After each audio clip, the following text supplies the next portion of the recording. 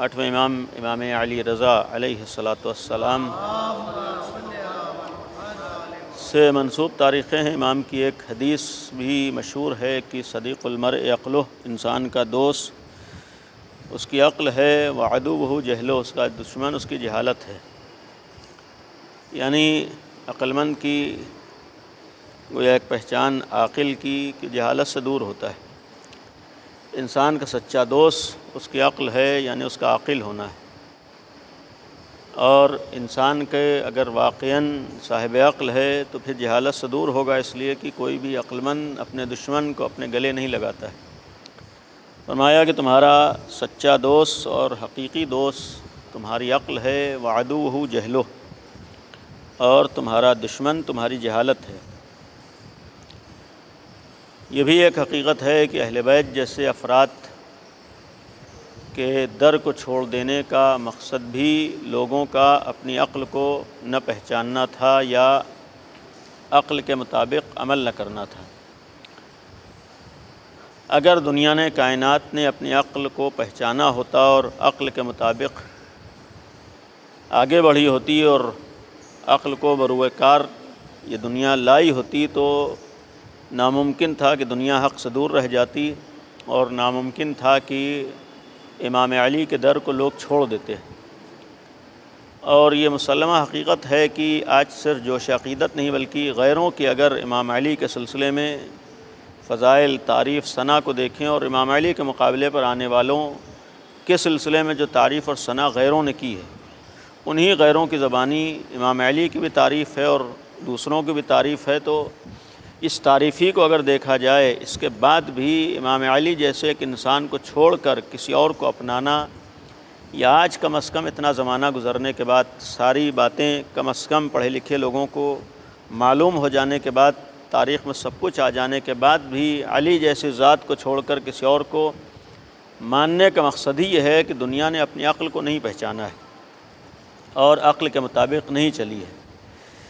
اور اگر یہ کائنات عقل کو پہچان لے، حتیٰ پہلی منزل ہے، اگر واقعاً انسان اپنی عقل کو پہچان لے تو خدا کو پہچان لے گا، واقعاً عقل کو پہچانے تو دین کو پہچان لے گا، واقعاً عقل کو پہچانے تو رسول کو پہچانے گا، واقعاً عقل کو پہچانے تو امام علی کو پہچانے گا۔ نہیں ہو سکتا ہے امام علی کا در چھوڑ دے یا امام علی سے دور ہو جائے۔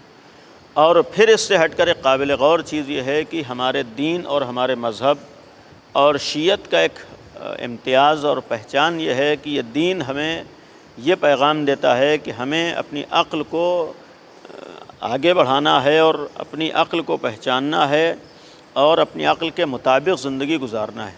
شیعت کا ایک معنی یہ بھی ہے کہ انسان اپنی عقل کو صحیح طور پر پہچان کر اس صحیح عقل کے مطابق زندگی گزار لے جائے، وہ گویا اہل بیت سے وابستہ ہوا ہے اور اہل بیت کے چاہنے والا بنا ہے۔ ورنہ صرف زبان سے کسی چیز کا مان لینا یا زبان سے بعض چیزوں کا اعتراف اور اقرار کر لینا، یہ خالی حق کا ماننے والا نہیں بناتا ہے۔ یعنی اس سے بڑھ کر میں ایک جملہ عرض کروں واضح طور پر کہ شیعت کا مطلب یہ ہے کہ ہم صاحب عقل ہو جائیں اور عقل کے مطابق زندگی گزار سکیں۔ شیعت کا مطلب ہے کہ ہمارے اندر جو فہم، ہمارے اندر جو سمجھ، ہمارے اندر جو تعقل و تفکر کی طاقت اور صلاحیت اللہ نے دی ہے، ہم اس کو استعمال کر سکیں۔ یعنی ہم صاحب عقل بن جائیں، ہم صاحب فہم بن جائیں، ہم صاحب تفکر بن جائیں، ہمیں سوچنے سمجھنے کی صلاحیت معلوم ہو جائے اور اس کے مطابق آگے بڑھ سکیں۔ تو یہ ہے ایک شیعت کا امتیاز۔ لہذا مذہب اہل بیت نے بہت سی باتوں سے جو منع کیا ہے یا بعض باتوں کا حکم دیا ہے، یہ اس لیے ہے کہ اللہ نے عقل جیسی نعمت دی، اس کو استعمال کرنا۔ آج واقعاً اگر ہم دنیا میں جا کر جائزہ لیں اور بعض چیزوں کو دیکھیں، مثلاً بعض مساجد وغیرہ میں یا بعض عبادت گاہوں میں، آج واقعاً انسان کی ایک پہچان اس کی عقل ہے، اور انسان سے سب سے نزدیک جو مخلوق ہے وہ ہے جانور، اور جانور اور انسان میں جو فرق ہے وہ عقل کا ہے۔ ورنہ جتنی چیزیں اللہ نے انسان کو دی ہیں ظاہری حساب سے سب ان جانوروں کو دی ہیں۔ تو ہم اگر جانور نہیں ہیں، انسان ہیں، تو اس کا مطلب ہے کہ وہ چیز جو اللہ نے ہم کو دی ہے جانور کو نہیں دی ہے، جب تک ہم اس کو استعمال نہ کریں انسان نہیں ہے۔ ہاتھ، پیر، آنکھ، کان، یہ ساری چیزیں جانور کے پاس بھی ہیں، تو ان کا استعمال کر لینا انسانیت نہیں ہے۔ انسانیت یعنی عقل ہے تو پھر عقل کا استعمال ہو۔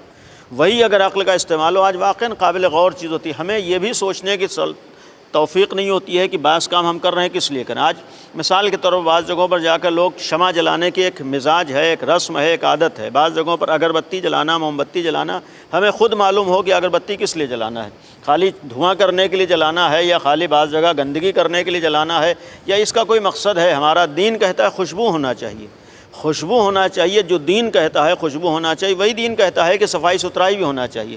ہم صفائی ستھرائی کو بھول جاتے ہیں، ہر جگہ اتنی زیادہ اگربتی جلائیں گے کہ یہ بھول جاتے ہیں کہ مسجد ہے گندی ہو رہی ہے، مصلی ہے خراب ہو رہا ہے، جل رہا ہے۔ جس جگہ پر عبادت ہو رہی ہے، جو محراب عبادت کہا جاتا ہے، محراب کا مطلب جہاں اللہ کی بارگاہ میں انسان کھڑے ہو کر شرک سے جنگ کرتا ہے، شرک سے مقابلہ کرتا ہے، اللہ کے مقابلے پر آنے والی ہر طاقت سے مقابلہ کرتا ہے، میدان حرب کہا جاتا ہے۔ محراب کا مطلب ہوتا ہے جہاں کھڑے ہو کر شرک سے جنگ کرنا۔ شرک کا مطلب انسان کے سامنے کوئی چیز نہیں، شرک کا مطلب ہر وہ چیز جو اللہ کے مقابلے میں ہے، جو چیز اللہ سے دور کر رہی ہے اس سے مقابلہ کرنا۔ اور قابل افسوس ہوتا ہے کہ جو محراب ہر طرح کی اللہ کے مقابلے پر آنے والی طاقتوں سے مقابلے کی جگہ ہوتی، وہیں پر بعض لوگ جا کر ایسی چیزیں ایجاد کرتے ہیں کہ آدمی کو تعجب ہوتا ہے۔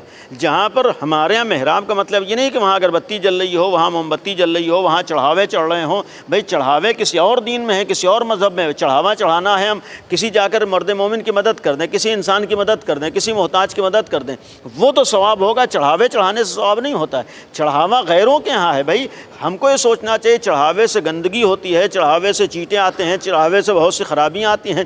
وہی اگر دینا ہے اللہ کی راہ میں خوشنودی کے لیے، کسی انسان کی انسان مدد کر دے۔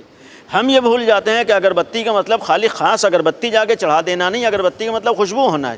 اگر ایک جگہ آج کے زمانے میں ترقی کر گیا ہے زمانہ، آج اگر خوشبو بغیر گندگی کے ہو سکتی ہے تو اس راستے کو اپنانا چاہیے۔ اور پھر ہم یہ بھول گئے کہ موم بتی کا مقصد خالی کسی جگہ پر جا کے جلا دینا نہیں ہے۔ موم بتی کا مطلب یہ ہوتا ہے کہ روشنی ہونا چاہیے۔ جب دن کا اجالا ہے، خود عقل جیسی نعمت ہم سے کہتی ہے کہ بھائی جب دن جیسا اجالا موجود ہے تو اس دوپہر میں بعض جگہوں پر موم بتی جلا دینا، یہ سوائے عقل سے دور ہونے کی اور کیا بات ہو سکتی ہے؟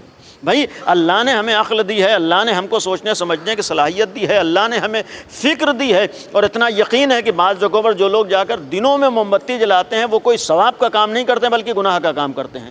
اس لیے کہ بے فائدہ چیز مصرف، بے مصرف یعنی اسراف اسلام میں حرام ہے۔ بے جا صرف کرنا اسلام میں حرام ہے۔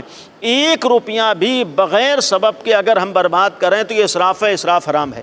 ہم چاہے امام باڑہ ہو، ہم چاہے مسجد ہو، اگر بے وقت جا کر موم بتی جلا رہے ہیں تو ثواب نہیں کر رہے ہیں بلکہ گناہ کر رہے ہیں۔